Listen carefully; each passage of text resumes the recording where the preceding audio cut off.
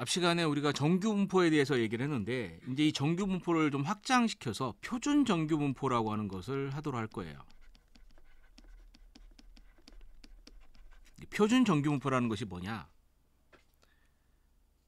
표준 정규 분포를 이해하기 위해서는 표준화라고 하는 개념에 대해서 이해를 해야 돼요. 또 이 표준화라고 하는 것을 이해하기 위해서는 다음의 상황을 생각을 해보죠. 어떤 상황을 생각해 보냐면 데이터가 있어요.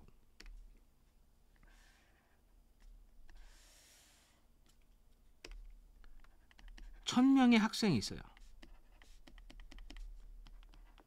이 학생의 키를 측정했더니 170cm에 몸무게가 80kg인 학생이 있었어. 두 번째 학생이 있었는데 160kg에 50kg인 학생이 있었고, 세 번째 학생은 180kg에 70kg인 학생이 있었어요. 이런 식으로 조사가 됐겠죠. 자, 그런데 봤더니 키는 평균이 170cm이고 몸무게가 표준 편차가 10cm인 정규 분포를 따르더래요. 몸무게는 평균이 70kg이고 표준 편차가 5kg인 정규 분포를 따르더래요. 우리가 앞에서 정규 분포 표현한 식을 배웠으니까 이렇게 표현한 거예요. 그러면 여기 키를 따지면 여기가 얼마예요? 170cm. 표준 편차를 10cm만큼을 더해주고 빼주면 0.683이 될 거고, 요거는 몸무게의 그래프인데 몸무게 평균이 얼마? 70kg. 표준 편차만큼을 더해주고 빼줬더니 여기에 면적이 얼마?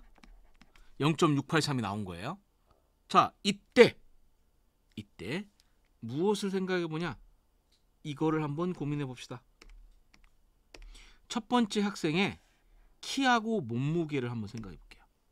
요 키하고 몸무게를 비교할 수 있어요? 키하고 몸무게 비교할 수 있어요, 없어요? 비교할 수 없어요. 하지만 요 두 개는 비교 가능하죠. 160cm하고 180cm니까 180cm가 160cm보다 크다라고 하는 건 누구든지 알 수 있어. 비교가 가능해.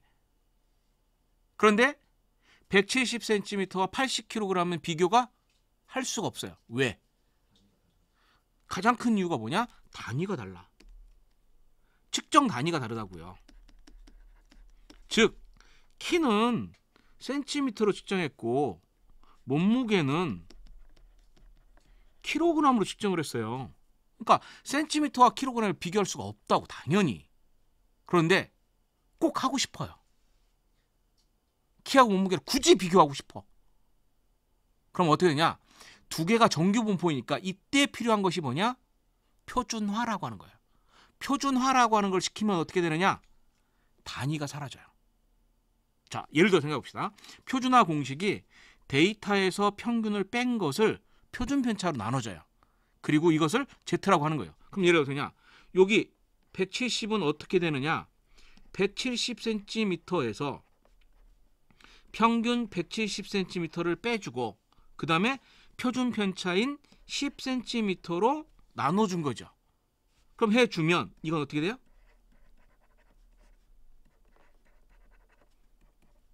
0이 되죠. 그러면 요 값은 어디로 오느냐? 0으로 왔어요. 요 값은. 자, 그 다음 두 번째. 여기 160은 어떻게 되느냐? 160cm에서 170cm를 빼주고 10cm로 나눠줘요. 그러면 이렇게 되니까 여기서 센티미터라는 단위가 서로 사라지죠. 그럼 뭐 이 값이 얼마가 돼? 마이너스 1이 돼요. 그러면 여기가 마이너스 1이 돼요. 마찬가지로 얘를 구하면 어떻게 될까요? 동일하게 되면 180에서 170 빼주고 10을 나눠주면 플러스 1이 된다고요. 그리고 여기 면적이 얼마가 돼? 0.683이 돼요. 그런데 여기서 뭐냐? 여기를 봅시다.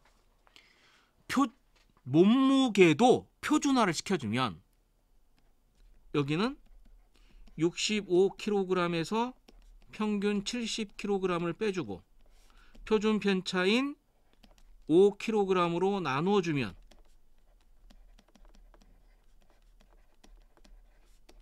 사라져서 마이너스 1이 되죠. 어디로 와? 여기로 와요. 마찬가지로 여기도 어디로 와? 계산해주면 1이 나니까 여기로 와요. 그러면 자 어떻게 되느냐?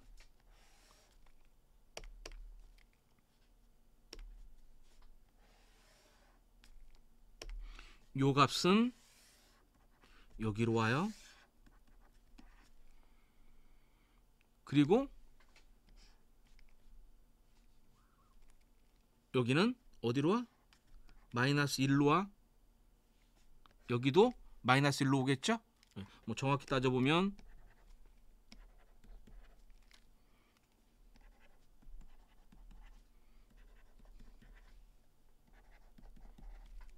이렇게 되겠죠? 자, 여기서 더 발전시켜서 그러면 이렇게 해주면 뮤 플러스 시그마는 어디로 와? 1로 오겠죠? 여기도 1로 오는 거예요. 그럼 각각이 이렇게 온다고요.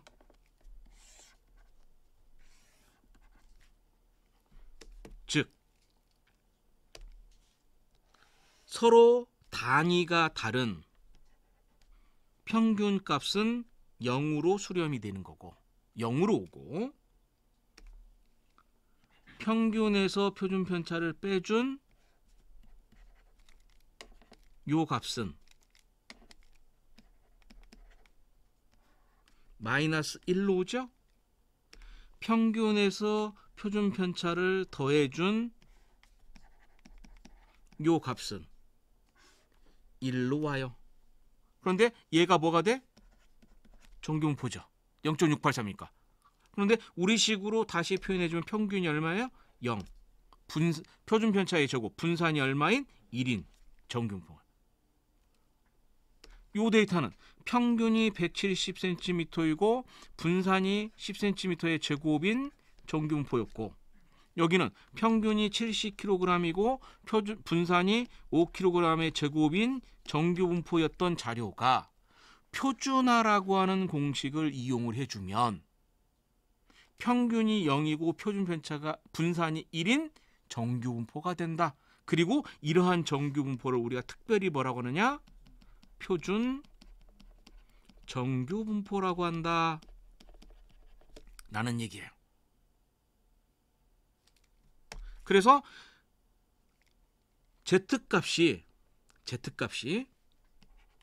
나오는 범위는 어디서? 마이너스 무한대에서부터 플러스까지 나오는 거예요. 여기 X값은 X의 범위가 얼마 나올지 모르죠. 0보다 클 수도 있고 0보다 작을 수도 있고 뭐 20이 될 수도 있고 30이 될 수도 몰라요. 그렇지만 표준 정규분포로 바꿔주면 단위가 모두 뭘 바뀌냐? 이렇게 바뀌어진다. 그래서 표준 정규분포의 Z값은 0이면 평균이다. 플러스면 평균보다 크다. 마이너스면 평균보다 작다라는 것을 의미한다. 그리고 이때 우리가 1.96 시그마일 때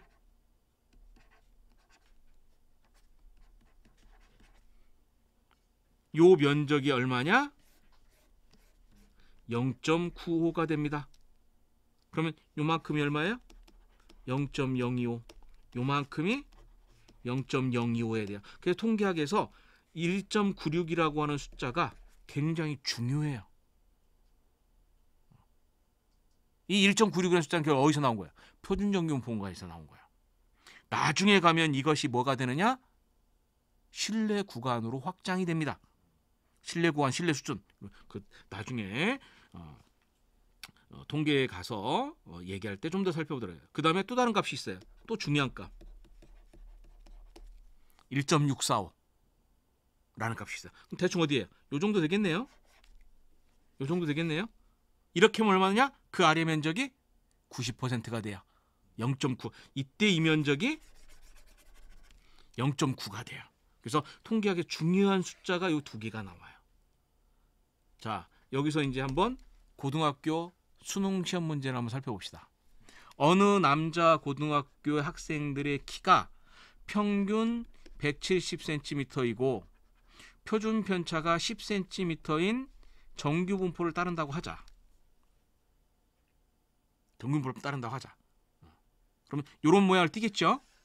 여기 170, 160, 180.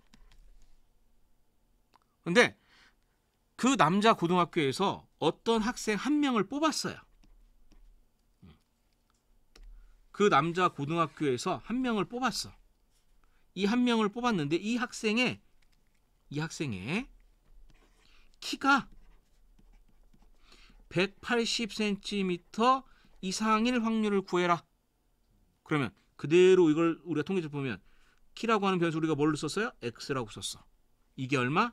180cm 이상일 확률을 계산하라는 얘기야. 그럼 어디를 계산하라는 얘기야? 요 면적을 계산하는 얘기죠?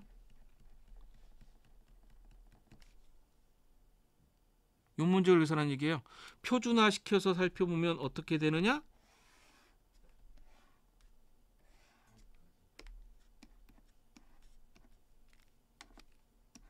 여기를 계산하라는 얘기예요. 요게 이거는 거예요. 자, 거꾸로 표현하면 그러면 어떻게 표현할 수 있느냐? 요 식은 다른 말로 쓰면 1에서 이렇게 주면 되죠. 근데 요거는 또다시 어떻게 쓸 수 있느냐? 요만큼에다가 여기에다가 그 얼마예요? 0.5에 플러스 어디에? 요만큼이죠? 2분의 0.683이 되죠. 좌우대칭이니까 여기가 0.683이니까 계산해주면 0. 얼마가 나오겠죠? 뭐 167 뭐 이 정도 얼마 나올 거야. 17. 고등학교 때 이 문제 굉장히 어려운 문제였는데 사실 알고 보면 아주 쉬운 문제였던 거예요. 통계학에서 이 표준화라고 하는 공식이 굉장히 중요한 공식이에요. 공식이. 근데 표준화 공식 자체보다도 왜 표준화를 해줘야 되는지에 대한 이유를 아는 게 중요한 거야. 표준화를 알면 뭐가 된다? 단위가 사라진다. 단위가 사라지면 서로 측정 단위가 다른 두 변수를 뭐 할 수 있다? 비교할 수 있다. 그러면 다시 앞으로 와서 어느 남자 고등학교 학생들의 조사를 했더니 그 학생의 키가 170cm였고 몸무게가 80kg이었다. 그런데 여기는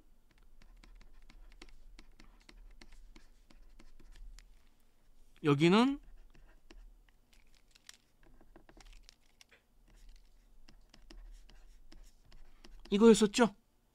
그러면 이 값을 표준화시키면 얼마였어요? 얘를 표준화시키면 z값으로 가면 0이 되고 얘는 2가 됐나요? 어떻게 돼? 그럼 왜? 이 학생은 몸무게가 키보다 큰 거예요. 이 학생은 몸무게가 키보다 더 많이 나가는 학생인 거예요. 만약에 또 다른 학생이 있었다. 이렇게 돼 있으면 이 학생은 몸무게가 키보다 적은 거예요. 키가 몸무게가 더 많이 나가는 거예요. 서로 다른 단위를 비교할 수 있는. 근데 이것은 직관이네. 단위 자체가 단순 비교하는 게 아니라 표준화시키면 어떤 문제가 되냐? 위치의 문제로 바뀌는 거예요. 표준화를 시키면 뭐로 바뀐다? 위치의 문제로 바뀌는 거예요. 0이고 1, 마이너스 1이 되니까. 그러면 표준화시키면 키는 여기에 위치하고 있고 몸무게는 어디에 위치하고 있다? 여기에 위치하고 있는 거예요. 키가 평균이 170이니까 이 학생은 키는 어디? 중간 정도, 상위 50%에 있는 학생인 거예요. 몸무게는 여기, 어디? 상위 대충 상위 2.5% 정도. 상위 2.5% 정도 되겠죠? 예. 이쪽으로 되면 90, 밑에서부터는 97.5%. 대충 1.9 이겼을 때 90.5%였으니까 그럼 대충 98%. 그러면 위에 뒤로 따지면 상위 2%에 해당되는 거죠. 그러니까 몸무게의 위치가 키의 위치보다 더 크다라고 얘기하는 거야. 직관적으로 그냥 바로 비교할 수는 없어요. 어쨌든 중요한 건 뭐냐? 표준화라는 걸 시켜주면 이런 장점이 생긴다라는 얘기예요. 자, 그 다음 우리가 정규분포 얘기를 하면서 정규분포를 얘기하면서 이 정규분포에서 평균이 뮤이고 분산이 시그마 제곱인 정규분포를 따른다라고 했는데 여기서 많은 사람들이 학생들이 공부할 때 착각하는 게 있어요. 무엇을 착각하냐면 모집단이 있는데 모집단이 평균이 뮤이고 분산이 시그마 제곱이다 이런 얘기를 많이 쓰거든요. 그러면 그럼 모집단은 정규분포인가? 라고 생각을 해요. 아니에요. 정규분포일 수도 있고 아닐 수도 있어요. 표본에서 뽑은 요 데이터가 정규분포냐? 몰라요. 정규분포일 수도 있고 아닐 수도 있어요. 모집단의 분포가 이런 모양을 띠고 있을 수 있다고요. 정규분포 아니죠. 그런데 모집단에서는 정규분포가 아닌데도 뮤하고 시그마 제곱을 써요. 왜 그러느냐? 모집단의 데이터 N수는 굉장히 커요. 매우 커요. 데이터의 수가 굉장히 클 때는 정규분포이든 아니든 상관이 없어요. 정규분포이든 아니든 그냥 우리가 아는 평균 공식으로 계산을 해도 정규분포의 평균하고 같아져요. 일단은 여기서 생각할 건 뭐냐? 모집단의 분포가 평균이 뮤이고 분산이 시그마 제곱이라고 해서 얘가 정규분포라는 것은 아니다. 모른다라는 얘기야. 이 얘기는 나중에 할 거예요. 나중에. 그래서 우리는 한동안 뭐라고 하냐? 내가 가지고 있는 데이터가 정확히 따지면 뭐냐? 모집단에 보는 표본에 있는 데이터가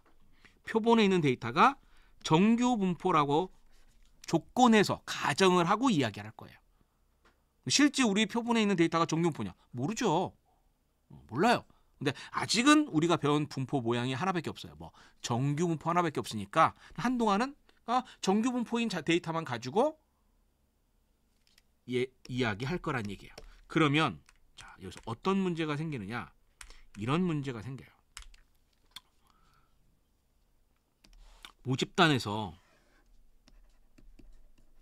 표본을 뽑았어요. 그러면 여기에 평균하고 분산이 나오겠죠? 그러면 이때 이 표본에 있는 요 데이터가 가장 이상적인 거는 뭐예요? 이렇게 따라주면 가장 이상적이라고요. 표본에 있는 데이터가 평균이 x바이고 분산이 s제곱인 정규분포를 따르는 게 가장 이상적이에요. 근데 아까 좀 전에 얘기했듯이 뭐라고 했어요? 표본에 있는 데이터가 정규분포랑 보장이 있냐 이거예요. 없어요. 그래서 우리는 무엇을 하느냐? 표본에 있는 데이터에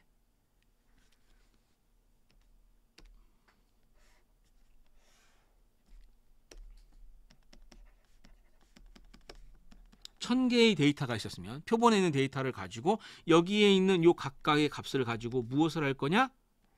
그래프를 그려볼 거예요.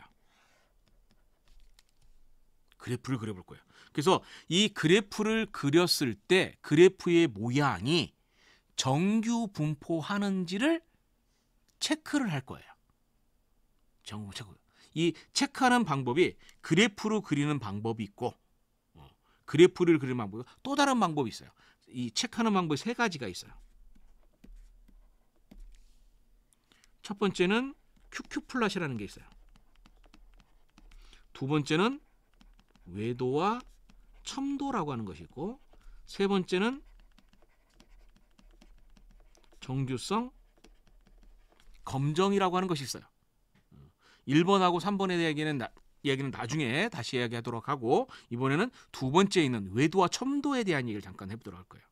외도, 첨도. 자, 이게 뭐냐면 정규 분포의 성질은 세 가지가 있다. 평균에서 제일 높고, 좌우 대칭이고, 평균에서 플러스 마이너스 표준 편차를 해주면 0.683이 나오는 성질인데, 여기서 먼저 무엇을 관점을 두느냐, 두 번째 성질인 좌우 대칭에 대해서 관심을 가져볼 거예요.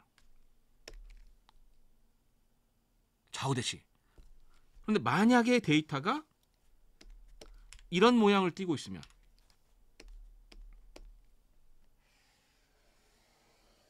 이런 모양을 띠고 있으면 어떻게 돼요?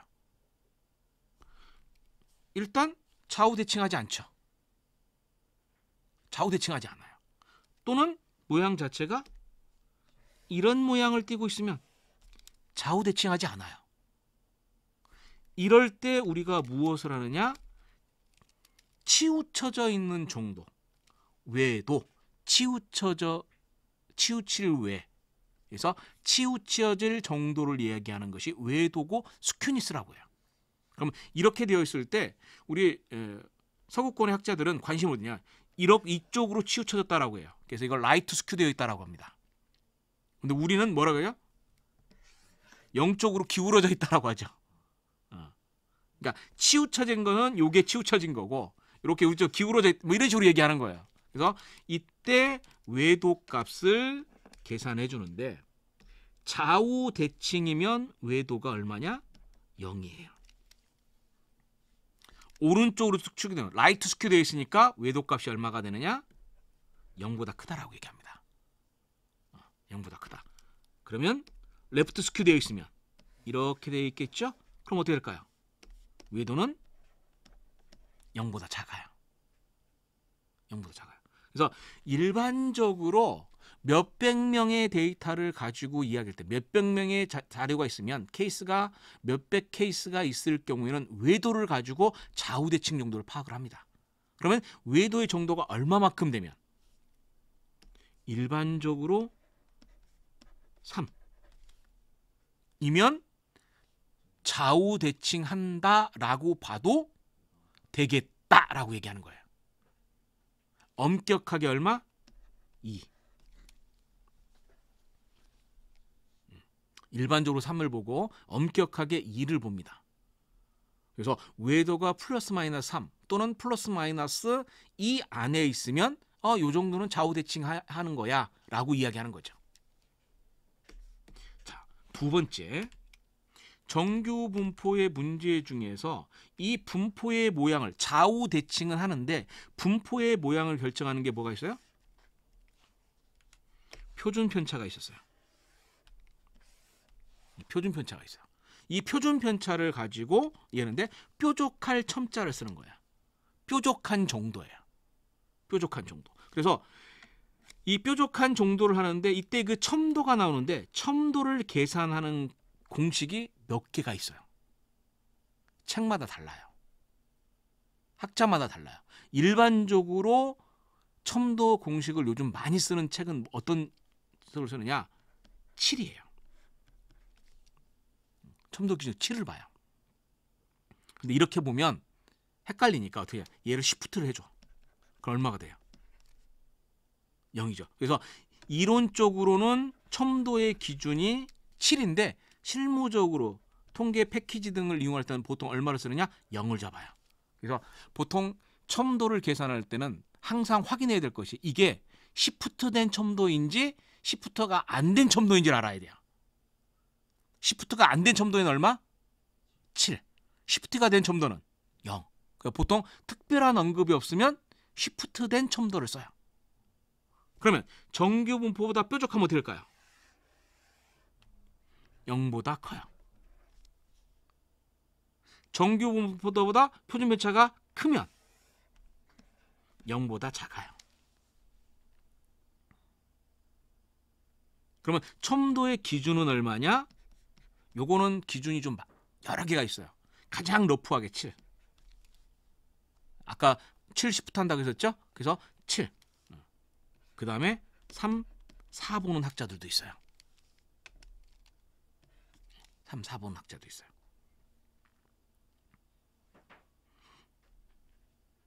그러면 이 첨도라고 하는 것은 뭐에 영향을 많이 받느냐? 표준 편차에 영향을 많이 받아요. 표준 편차에 영향을 많이 받아요. 근데 이 또 문제는 뭐냐? 표준 편차는 표본의 표준 편차가 돼요. 데이터에서 평균을 뺀 것을 제곱해서 더한 다음에 데이터의 수 n으로 나눠준 거. 자유도가 있고 이게 표준 편차 공식이거든요. 표준 편차는 또 어디에 영향을 받느냐? 데이터의 수 n에 영향을 받아요. 그러면 n이 커지면 어떻게 될까요? 표준 편차는 작아지는 경향이 있어요. 그래서 n이 크면 표준 편차는 동일한 데이터라 하더라도 n이 크면 표준 편차는 작아지는 거예요. 그래서 몇백 케이스인 경우에는 이 첨도의 의미가 있지만 몇천 몇만 케이스 가면 어떨까요? 표준 편차는 점점점 작아져. 그래서 표준 편차가 어떠냐? 아니, 첨도가 점점점 커져요.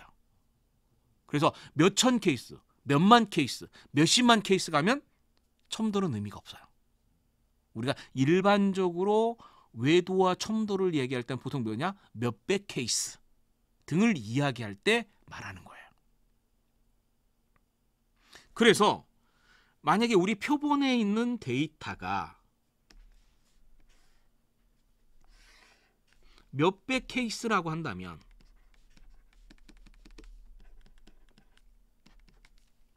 요 데이터에 무엇을 보겠다?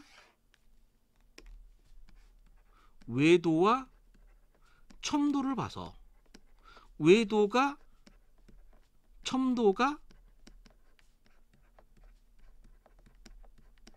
요 사이에 있다라고 하면 이 데이터는 정규 분포로 봐도 무방하다라고 이야기하는 거예요.